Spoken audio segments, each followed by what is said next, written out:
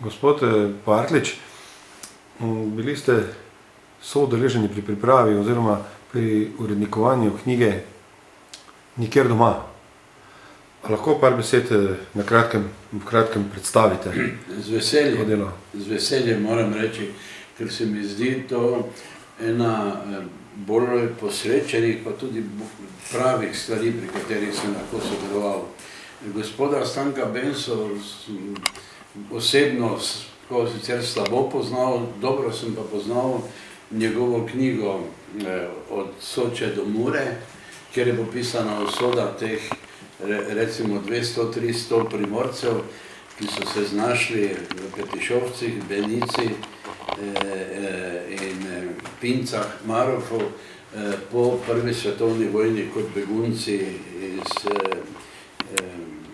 izpod fašizma. Sem o tem malo vedel in začudeno moram povedati, da še danes malo ljudi gre za ta otok sredi prekmurske ravnice med Ledavo in Muro, ker je na veliko poplavljalo. Obenem je njihova usoda še naprej tragična, kajti med drugo vojno, ko so se Madžari vrnili v Prekmurje, so vse izselili v pri nas premalo poznano, pa tudi zaradi političnih razlogov malo premolčevano socializmu, madžarsko taborišče Šarvar. Najprej so Primorce med prvo svetovno vojno izselili. Ja, so pribežali sem, ne. Oziroma so jih dali taborišče najprej v Avstrijo, ne? Tako je. Potem so v Kidričevo... Prvikrat je 80 000 Primorcev ob reki Soči moralo zaradi fronte v 3 dnevih zapustiti. Avstrija je pripravila 5-6 taborišč, kjer so bivali.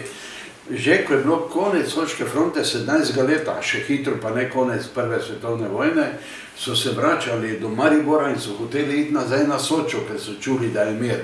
Vendar je bilo tam vse porušeno in so pravzaprav tu nasedli, če tako rečem, v Mariboru. Po koncu vojne so jih strpali v taborišče v Strnišču, Kidričevo danes, ja, in so tam bili nekaj let. Potem so tja naselili Ruse, pa ukinili taborišče in so jih približno 160 družinam, če se ne motim, omogočili agrarno zemljo v Prekmurju. Torej, takoj po prvi svetovni vojni je bila v Prekmurju velika agrarna reforma, se Kranjec piše v njej, ker so madžarski grofje, ki so bili še tam grofje, ljudje so delali skoraj kot plačani na teh veleposestvih, pač morali zapustiti in je bila to državna zemlja. 5% te agrarne zemlje v Prekmurju so se dogovorili, da prepustijo tem Primorcem.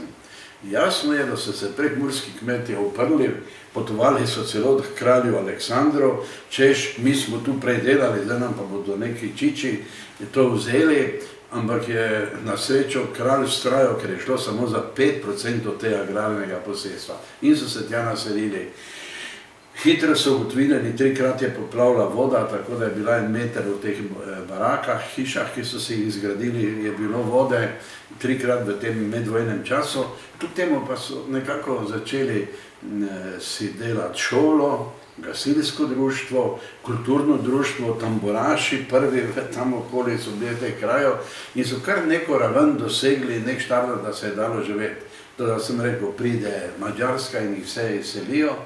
Tu se pa začne tragedija, ki se tiče naše knjige in ki je pravzaprav presunljiva.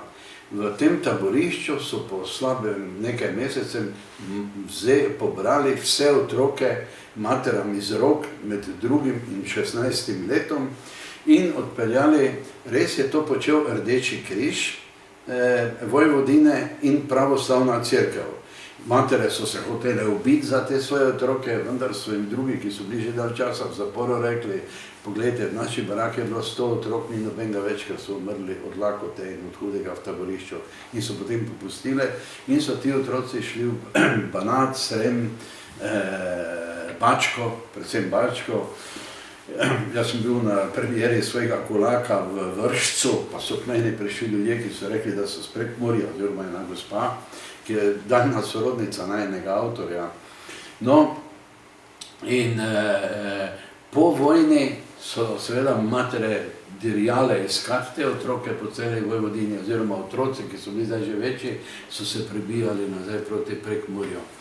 Nekateri so tam živeli udobno, nekateri niso hoteli stran, ker mame, ki so bili 2 leti stari, ko so jih vzeli, je niso poznali, pa jim je bilo tam dobro, drugi so bili pretepani, šikanirani in vse grozne usode.